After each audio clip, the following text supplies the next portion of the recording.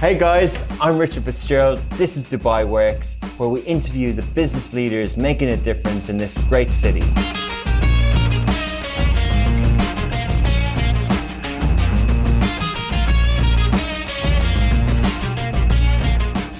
Mid-September already, so in the last 7 days, last week was a recorded episode because we had our Augustus Media annual trip.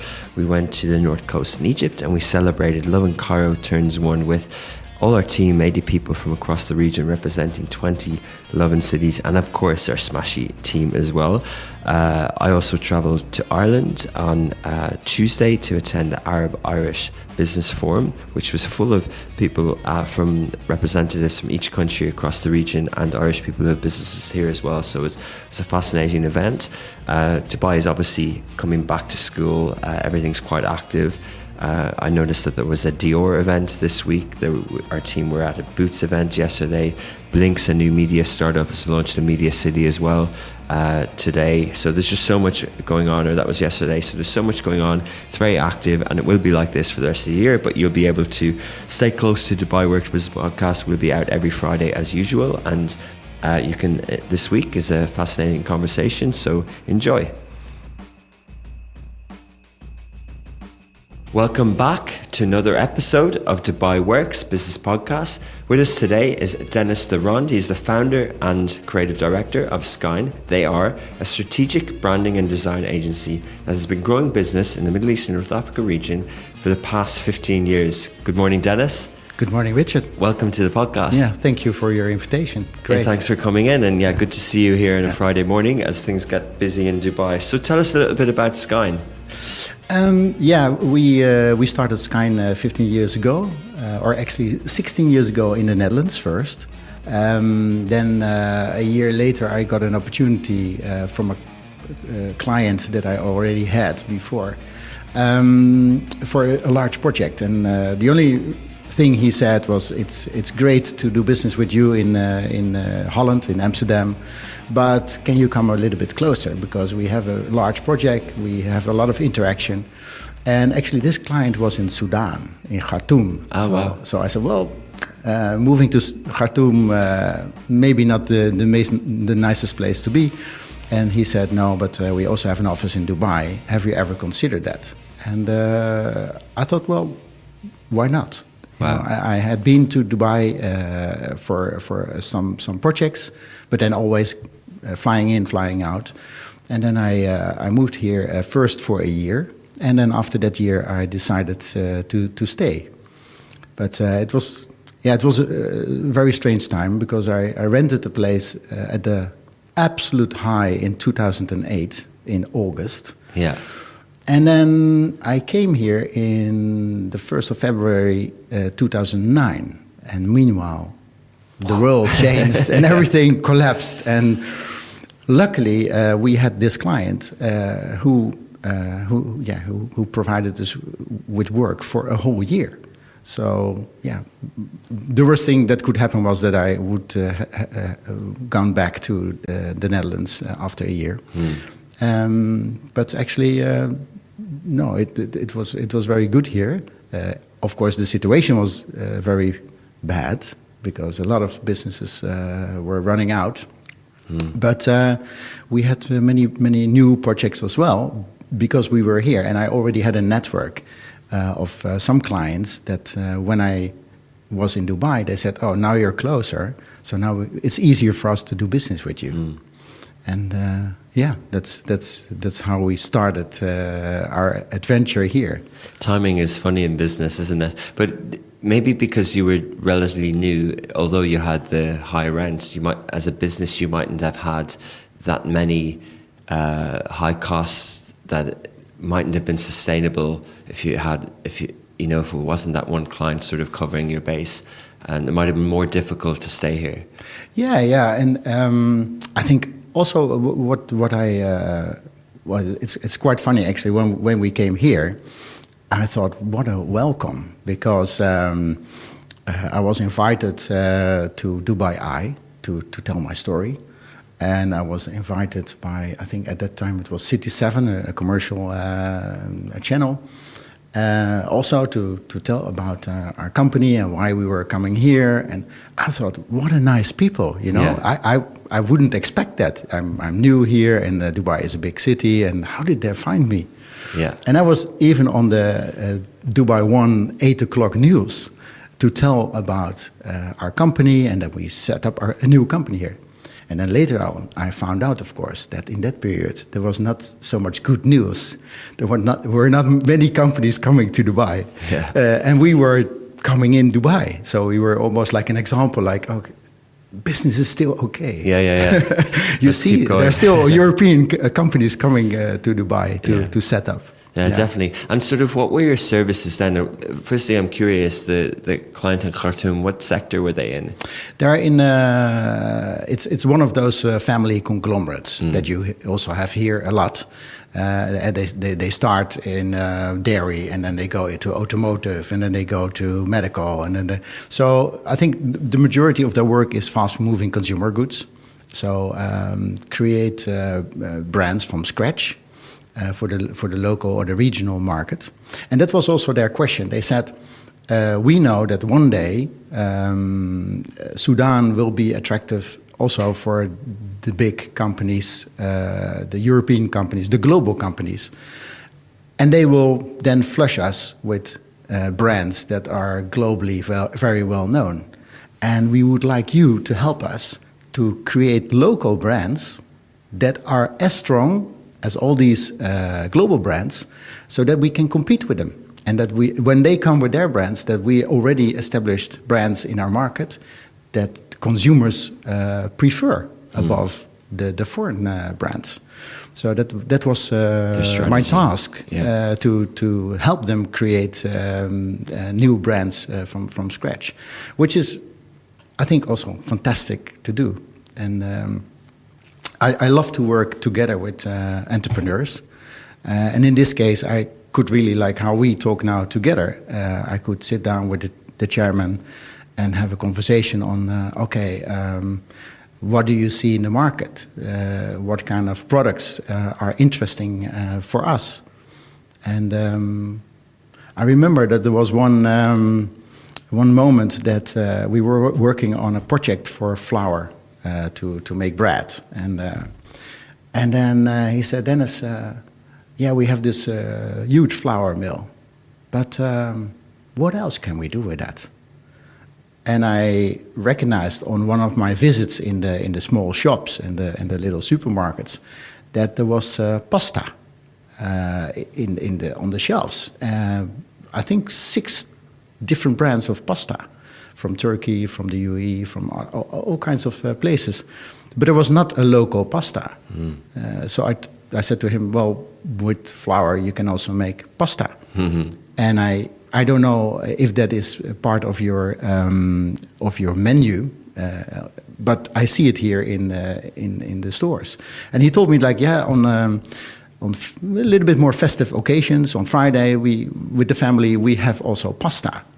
So I said, well, why don't we create a brand around it? And then he said, that's a fantastic idea. I will build a factory, and you will build the brand, and in 1 year time we will launch. Well, can you imagine to build a complete factory for pasta in 1 year?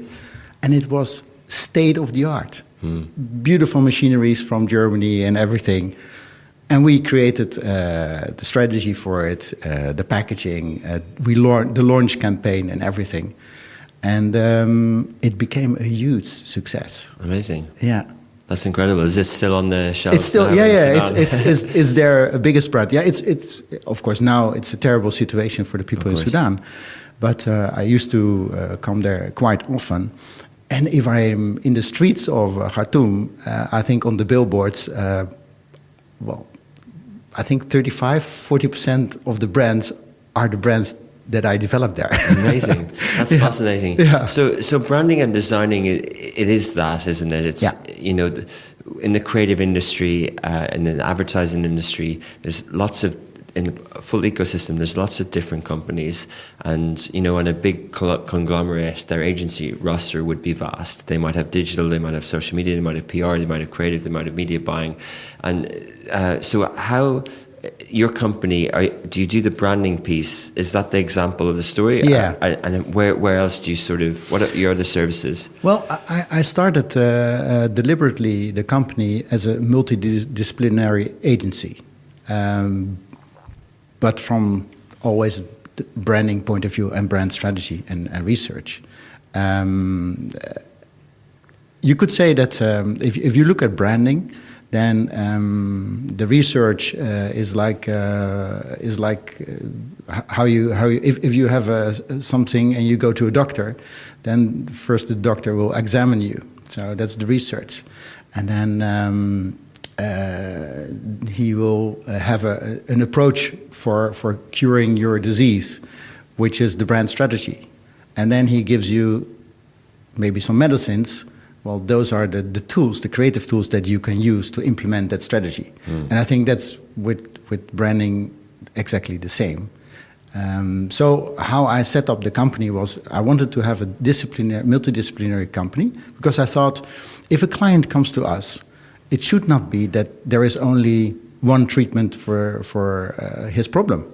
We should have more tools available so that we can really tailor-make the solution for his problem, instead of that we say, well, we only do, I don't know, packaging design, so whatever problem you have, you will leave here with a project for packaging design.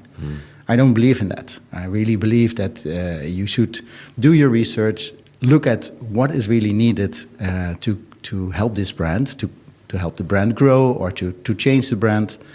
And then from there, you look at what are the best tools to help implement that. It means, of course, that you need to have a different setup for your company. And you need people with different skill sets combined. And especially here in Dubai, 15 years ago, people could not believe that. They said, they always would say, if I told them at that time my story, they said, yeah, Dennis, but where are you really good in? And then I said, we are very good in branding. And then I said, yeah, but do you do identity only? Are you specialized in identity? Or are you specialized in this or specialized in that? I said, no, I'm specialized in branding. And in the branding portfolio, you need all these different tools. Because that's the brand, the combination of all these tools together. But when you say multidisciplinary, because other descriptions of service industry might say full service. Yeah. So do you do that? And then also with branding and with product, with the pasta, yeah. Sometimes there is that sort of product development part as well. Yeah, yeah. Well, we do that, but always from a brand strategic starting point. Yeah. To give a little example, we're not an advertising agency, but we do advertising as part of, for instance, setting up a new brand or redesign a complete brand portfolio. Then the advertising part is a logic step from the brand strategy. And if we worked on the brand, then we are also the best ones who can create the campaign for that. But it's not so that we pitch for solely advertising work. That's because there are different agencies who are specialized in that. Yeah. And branding as well, the timeline around what you're doing, it's either at a brand launch or a rebrand or a product launch. Yeah. So you would think that there would be more time for research and concept development. Yeah. I think that's also something that is changing now. In the beginning, if I would talk about if I would talk about strategy, people will say, "Yeah, I don't need that. Can you just create a logo, or can you create a new pack?" And so in the beginning years here in Dubai, I spent a lot of time in explaining why you need good research, why you need a good strategy, a good brand strategy, and how it can help you on the long term. But in the beginning it was very difficult to explain to them. Nowadays, it's a bit easier, but still there are a lot of companies who have doubts on, okay, yeah, do I really have to do that? Is it really necessary? Oh, it takes a lot of time, effort, money, budget. But yeah, I can only say it's worth 10 times the budget to do that. Because if you don't know what your starting point is, how do you achieve what you would like to achieve if you don't know where to start? It's like in my presentations, I sometimes use the map of the London Underground. If you don't know in which station you are, you can't make a journey to your destination. You need to know where you are now before you can decide where you want to go. Absolutely. Good point. And then, so in Dubai over those 15 years, what's the journey been like? What are the stages of the business? Yeah, I think maybe also because of my own character and personality, I think that we are still here in 50 years is because we constantly innovated ourselves and our business. And you have to, because things go fast. There are new demands, and especially in a city like Dubai. I think if I look at the journey from 15 years ago till now, clients are far more professional than they used to be. In the beginning, also the comparison with Europe, I came from Europe. There, if I would shake hands with, let's say, the marketing director, I knew roughly what his background was, what his educational level was, what his knowledge level was.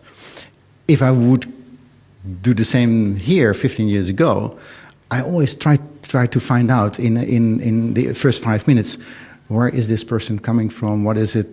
What is his background? To make sure that we are talking on the same level.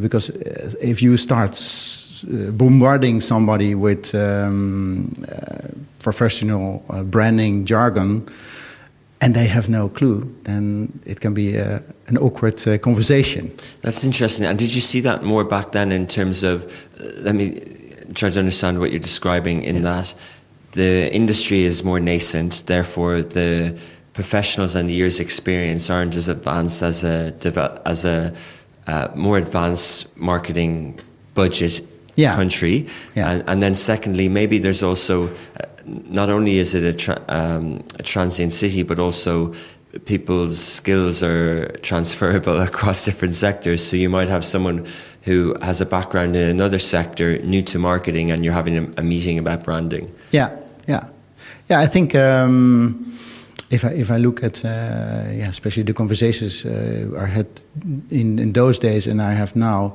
I think now almost with every company you talk, they see that there is a need for branding, and there is a need to refine and rebrand when necessary.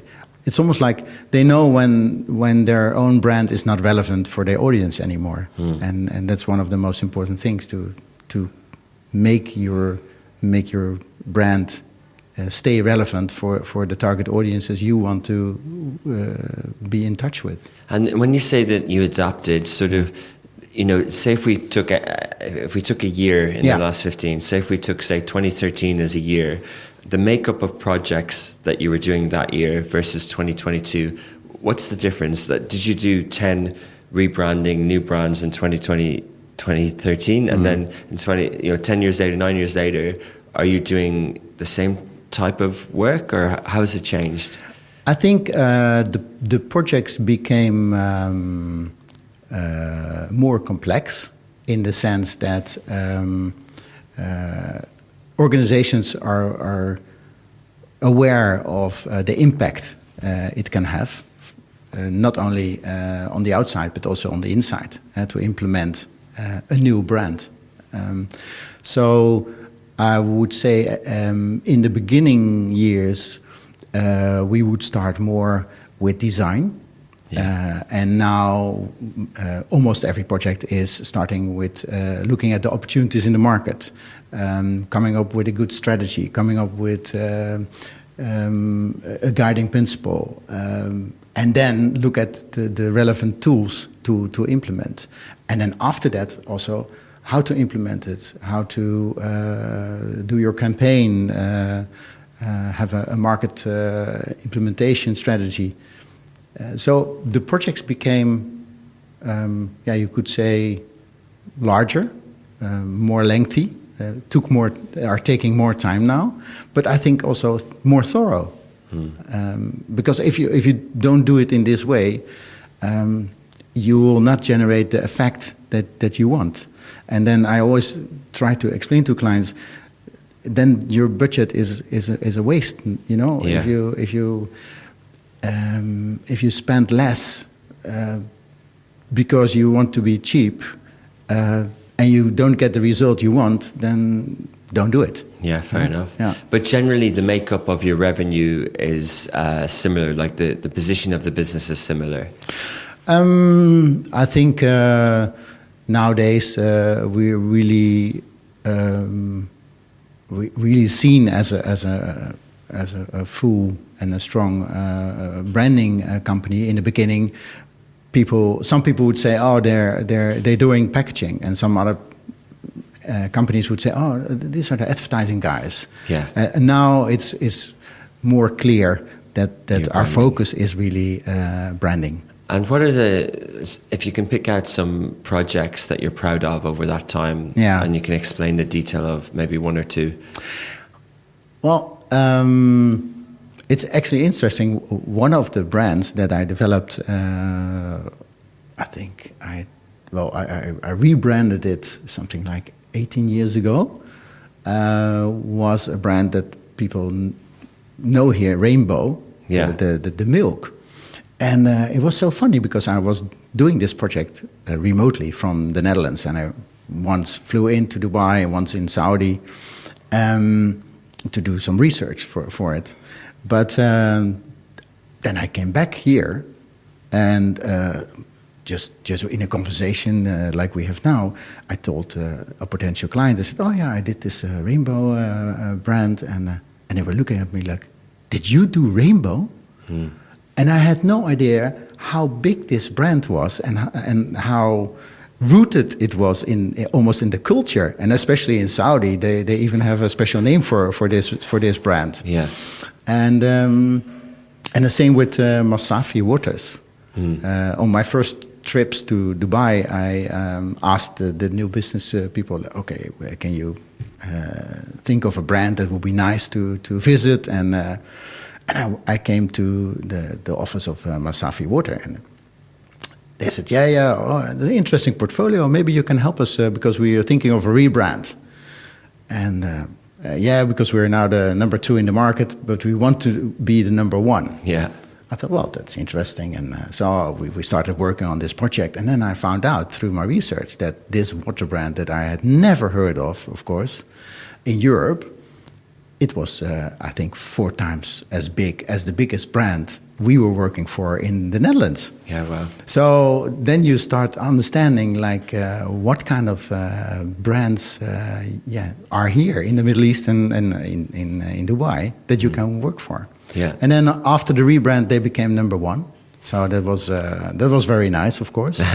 So when I started my own company a few years later in Dubai, and I knocked on their door and I said, "Yeah, I'm Dennis. Maybe you know me from, and I want to show my updated portfolio of work."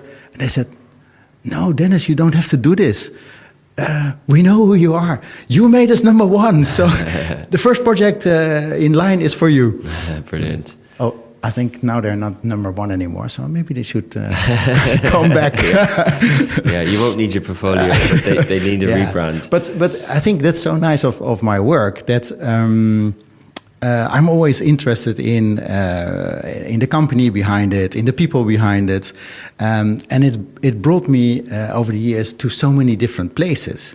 And still today, recently I came to London. I visited London for something else, And I looked up in a high street, and I saw a cinema, and I thought, my God, I did that 15 years ago. And I started researching about this brand nowadays. And when I worked for them, they had 2 cinemas. They started with 2 cinemas. And now they have 90 cinemas in 6 countries. Oh, wow. And that is so nice of your work that, sometimes you don't realize what you started. Yeah. And then the ball goes rolling and rolling and rolling. And then these brands are growing, and they still have the same core. Yeah, aesthetic. Yeah, that look and that feel. you developed and created. Wow. Yeah. And so Dennis, just going back, I know we started on Skyne and your company, your services in Dubai, but it strikes me that you're clearly still passionate about the creative element, yes, the branding element. Yeah. Did that come through studies originally, or? Yeah. My background is I'm a designer, a graphic designer, and a concept maker. I studied at the Willem de Koning Academy in Rotterdam. Very famous Dutch artist. Yeah. Yeah. And I was drawn into it. I would say, first of all, my grandfather had an art degree. My father did art school. So it was not strange to go in that direction, although my father never pushed me in that direction. I think he rather had me doing something else. But it was actually... It was actually that one day I was in a store with my mother, and it was like these cosmetic and perfume stores. And then I saw I saw these beautiful packages and beautiful bottles, and I saw people coming in, and they were looking at it, and they bought it, and I saw the price, and it was quite high, and everybody went out of the shop with a smile. After purchasing. After purchasing. And then I thought, what is it? This is almost like magic, they buy something very small. Pay a lot. And they're smiling. And then I wanted to learn that. How does this work? Also, the psychology of visual communication. How do you do that? How can you make something attractive and relevant for people? And I think that was the start that I thought, okay, if I want to do more with that, then I have to go to art school, because there was nothing else actually what you could do to learn those skills.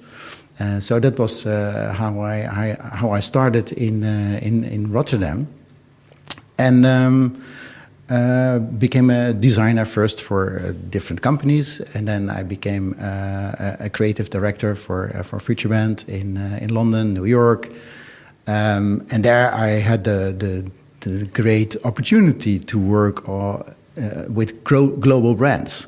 Futureband? Futurebrands. Yeah. That's the name of the company. Yeah, that's the one where we see the magazines, the books that they show the brands. No, that's Superbrand. Superbrand. Yeah, no, Futureband is a large international branding agency. Oh, okay. Yeah, they do a lot of airlines and these kind of big projects. So creative director in a branding agency. So very similar to what your company is now. Yeah. And the great thing of that assignment was that I could travel a lot. I'm adventurous. I like to visit new places, new situations.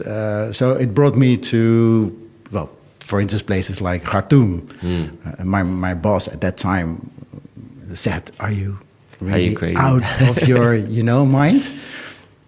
There is nothing there." And I thought, why not? It's a new place. It's a new, relatively developing country, of course. So why not try? And that also brought me to Nigeria. Also not one of the most, let's say, the countries that are high on your list if you're a branding specialist. But fantastic to we work now for one of their brands, which is which is an icon for the people from Nigeria. And they, to understand how these people link to their brand, you have to immerse yourself in their world. You have to go there. You have to travel in the country, which is sometimes a bit scary, of course. But it's really nice to add that to your inspiration and your creative portfolio. That's interesting. You mentioned about the local connection with people from a country with a national brand. Yeah. And there's something stronger there than the famous international brands that are global. But, we see that, I'm from Ireland, and I know the connection between Irish people and Irish brands. And even over the years, I remember when we started with Love in Dubai, we would write about brands in everyday life. And the brands that were from here, you could see the engagement was higher. For example, Kareem and Uber, you could see the comments that people were on the Kareem side. They supported Kareem against the global guys. And similar with Emirates, the stories around Emirates, it's almost not that you're writing about a company, you're writing about something that's pride and from the city, and something that people feel a connection with. Yeah, I think especially in Dubai, they do that really well. That you really feel proud to live here almost. To be I'm not an Emirati, but I noticed I came back from holiday a few weeks ago, and then I was texting to my friend in the Netherlands, and I said, I'm going home. And he said, you're going to Dubai, you mean? But that's my home now, Yeah. And there are all kinds of things here, and also how they treat you, that you make this your home. I had one example of that, and it's quite special. In the first year that I was here, which was a difficult situation for the country and for Dubai especially, I received a package in the office, and I opened the package, and it was a book. And I remember I was saying to my secretary, like, did I order this? Because I already have this book. And then I opened the book, because the book was about the vision of the ruler, His Highness Sheikh Mohammed. And I opened the book, and it had a handwritten welcome for me as an entrepreneur, and that he wished me luck. Oh, wow. And I was, I still get chicken poops if I think about it. But I thought, that is so special, And of course, I understand the mechanism of PR and these, but they did it. And they made me, gave me the feeling that I was really welcome and that they would support me as an entrepreneur here in this country. And I gave it a few times as an example when I'm in the Netherlands and I have an interview or something like that. Then I say, well, imagine that our king at the moment in Holland would do some things for new entrepreneurs. What a difference this makes to this is a big city, but if you do these personal things, that makes such a long-lasting impression. Yeah, and it makes that you really want to build this country. And it's very impactful. I take sort of three things out of that. In that, first of all, there's that Arabian hospitality, which is naturally very welcoming. Yeah. Secondly, it's a testament to his character and his personal relationships. And then thirdly, it shows from a leadership point of view the importance of entrepreneurship, and that's the spirit that we see in the city. But that sort of, as you said, sort of trickles down, and they did it. Yeah. It's amazing. But so fascinating, good story about Dubai, good soundbite. But just, I kind of jumped along, but I'm interested in the art link to creative, to branding. Yeah. And, it's often it was told to me back when I entered advertising, around 2006, that the reason advertising is there and branding is there is to provide artists a way to make money, because they're not going to get paid for their day-to-day otherwise. But was that a conscious decision that you made rather than becoming an artist, that you thought, did you feel, were you selling your soul to the branding world, or were you sort of, I always, I started because I wanted to become a designer. Yeah. Maybe in the beginning, I had a sort of more general idea about design. So I could also design cars, or I can also design clothes or anything. In art school, it became graphic design as a start. Then I was one of the first. I was the first class who could study art direction.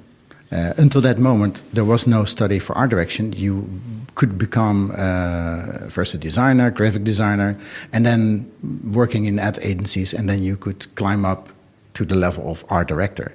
But in our art school, we had the possibility to do a sort of, call it a master's, and then you could study art direction. So the focus point was on creating concepts.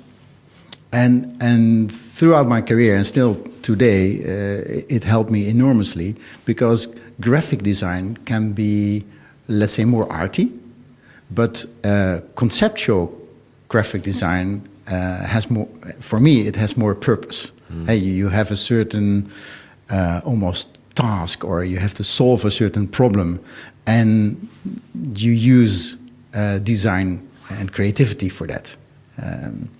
Yeah. So yeah, I think if I would describe my work now, it's creating brand concepts, and that's also what I think I will keep doing for the rest of my life. Yeah, so your career, it's quite consistent to work in a when you were with a branding agency, to link that design part, because of course other agencies have art directors, but they might naturally gravitate towards, maybe if you're making TVCs or TV ads, then you would want to be someone who makes movies or things like this. But with what you're doing, it's more of it's concepts, it's brands. I strongly believe in the power of creativity, and also how it can help companies. I once, when I decided to start my own company, just before that, I thought, okay, what will be my next step? Because the recruiters were calling me, and they were all asking me for positions the same as what I had at that moment, but then in maybe a bigger company, maybe for a higher salary, but it was doing exactly the same. And then I thought, okay, now I have to do my next step. And I always wanted to start my own company. Okay. And then I thought, okay, now is the time, because now I can create in the way how I would like to create, and I can create concepts in the way how I think it should be done. And that's especially I think the conceptual development of companies and products and services. I think that is something, you can do your whole life. You know, that's it's a sort of specialism that you can use for everything. Therefore, my portfolio of our company is also it's multidisciplinary, but it's also multi-industry. I never focused on one specific industry, although it would have been very much easier, of course, because if you have done, 5 law firms, then you'll get the 6. You get the 6 also, because, and especially here in the Middle East, people are quite sensitive for experience. But I thought, if you do that, maybe also it was something personal that I thought, it's a bit boring, to do the 6th and the 7th of the same.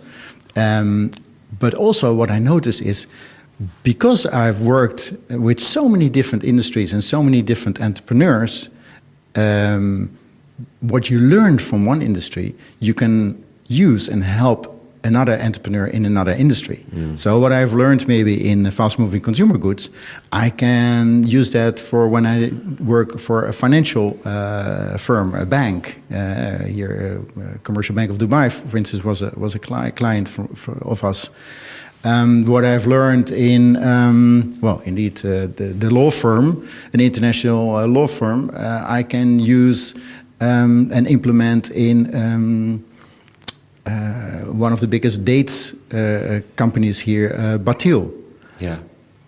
Because you have so much experience in the businesses of your clients that you can really start giving advice from a creative and conceptual point of view how to help their business. Sometimes I give the example of it's like how you have an accountant. The accountant takes care of a certain part of your business. Well, we also take care of a certain part of your business. We help your business to grow and to come up with concepts that you have maybe never thought about. But because of our background, we're able to create these concepts, and they can help you expand. Yeah. Again, on the sort of artistic side, like people will have traveled a lot over the summer. You did as well, and get inspiration from different cities and things. So you described a few times of noticing things in shops and streets. Do you, and I was struck by sort of, you mentioned an artist in Holland, and of course there's lots of heritage and history of art in the Netherlands. And what about here? Are you inspired by what you see and what you do in the UAE and across the region? Yeah, of course. Every city, every region has his artist, and I'm always very curious. One of the things that I do if I'm in a different place is buying a lot of magazines. I still think that if you buy some magazines and you randomly put them next to each other and start just almost in a lateral way start thinking about concepts that come from what you see, that gives a lot of inspiration. I think if you look at this region, of course, especially the art scene is growing and is more influential. Maybe if you look at Europe, then, but that's also maybe because I've been exposed more to the European art and I know more about that than the local art at the moment here. It's upcoming. You see that also in international art fairs, that art from the Middle East is now on the agenda. Yeah, definitely. And it has been here, of course, for, I don't know, thousands of years. Yeah. It's as old or maybe even older than the art in Europe. Yeah, depends where you look, I guess. Yeah. We're moving to the end. I just want to sort of get in a few sort of quick fire things because I'm conscious I didn't cover sort of everything. Yeah. But just in terms of you're more of the creative side background, how do you manage the business operations? Do you have a partner, and who looks after the growth of the business and that? Yeah, I have indeed I have a great team of different skilled people, and a few of them are on the more commercial side. Our CEO has a very strong commercial background. My business partner has a communication and sales background. So with these people, it makes that I can focus myself more on the conceptual and the branding side. Yeah. So you need such a team, but. Now I'm in this, I would say, great situation that we have these people on board. But I also made choices myself to understand more about the business side of companies. When in my last employed, let's say, position, I was creative and commercial director of Design Bridge, which was, of course, a very strange combination. First, they asked me to come as a creative director, and then we had the conversations, and then they said, actually, you also have a good view on how you think you should run a company, a design agency. wouldn't you be interested to have a double role, creative and commercial? And at that time I was very naive, and I thought, oh, that's great, because now I can not only influence the creative quality of our work, but I can also influence the type of clients that we will work with and the conversations we have with these clients. So I started that. But then I found out after a few years that it's when you're creatively responsible, you are, first of all, of course, you're client facing for the bigger projects. Internally, you're the person who makes the decisions on the quality of the creative work. But if you're also doing the commercial side, you have to be out there and constantly going to potential new clients. So it made that at that time I was traveling, and I was I really tried to make use of 20 hours a day of work. And I think an example of that is that I did a project here in Dubai.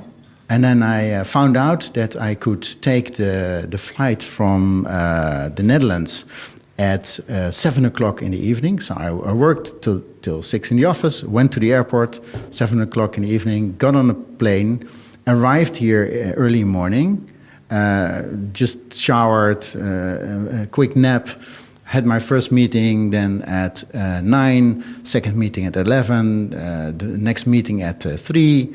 And then I would go back to the hotel, get on a plane, the evening plane, so that I could sleep at night in the plane, arrive at 8 o'clock in the morning in Amsterdam, and went back to the office. Wow. And those were years that I did that. Wow. I wouldn't recommend it because it makes you completely... burnout. Yeah, almost, yeah. And so talk a little bit about the region as well, your view in the region. Obviously there's sort of, tailwinds, there's boisterous sort of economies, especially out of the Gulf across the region. Mm-hmm. And similarly with, it's kind of a broad question, multifaceted, but around the startups and the branding opportunities, and are you positive and optimistic about the region? Yeah, definitely. Definitely, yes. That's also why we at one point we said we will focus on this region, and the region is big, of course. It's Middle East and Africa for us, so that's an enormous region. But we deliberately took the decision not to focus on Europe anymore. But really keep our focus here, because we see here that companies are more and more aware of the fact that they have to, in our case, rebrand. They have to stay relevant for their clients, and they look for specialists who can help them with that. Yeah. And this market is relatively young.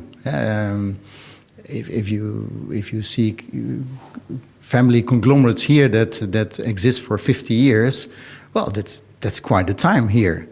Yeah, in Europe you have family conglomerates that exist for 400 years. Yeah, there is a difference in that. So also in their life cycle and the stage where they at, and I think especially for that, there's so much work to do here in this region.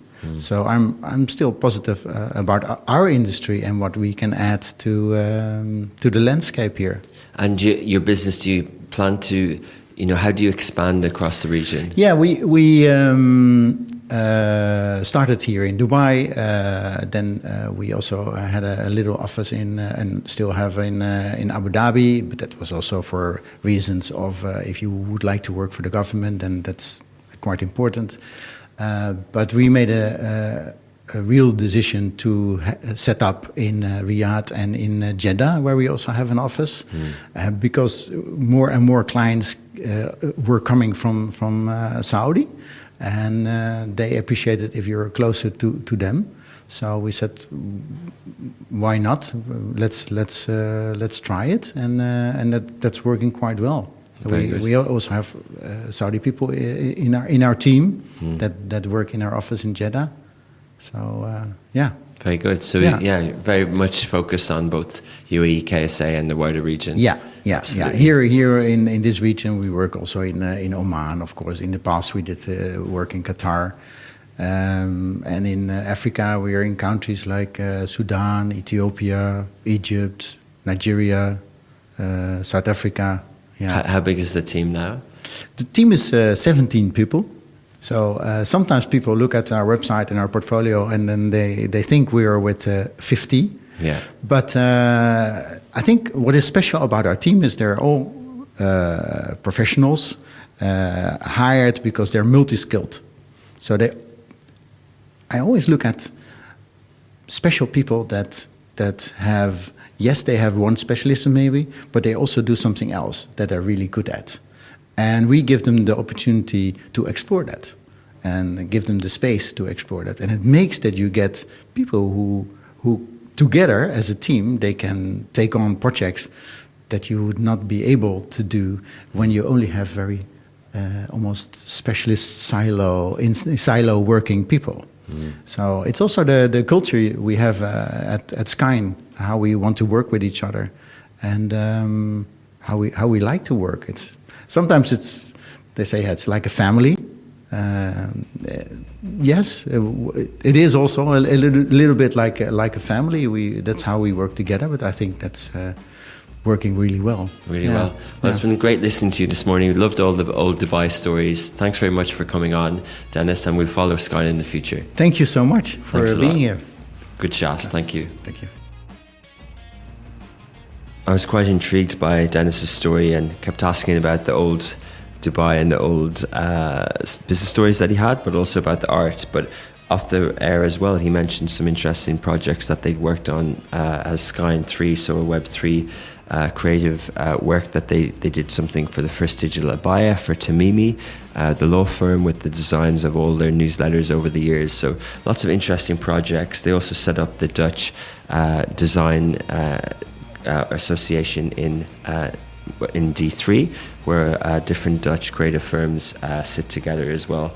So fascinating things that you learn from different businesses that are sort of under the radar, but very much part of the SME ecosystem in the UAE and in Dubai. As always, thank you to Shahir, and this week Ali Baba is producing the podcast. Ali Khalil is on leave. They look after the audio, the video. This goes out on smashy.tv. You can download the apps, or you can watch it on smart TV apps as well. We are streaming the local sports in the UAE there as well, so that's part of the subscription. You can watch this Sunday the final of the Vice President's Cup in basketball. We've been streaming that tournament for the month, and there's a lot of engagement happening there. And you can watch any of the other leagues as well, futsal, volleyball and handball. If you're listening just for the business part, you'll see a lot of the business startup news on Smashy Business, Instagram mainly, but also on the app. And then you can listen to this on anywhere, Angami, Apple, Spotify. We have Kara Works podcast as well. You might be interested in that. It's in Arabic. But as usual, we'll be back next week on Friday at 11 a.m. live and in the afternoon with the podcast. This has been a Smashy Business network and a Smashy Business production as part of the Augustus Media podcast network.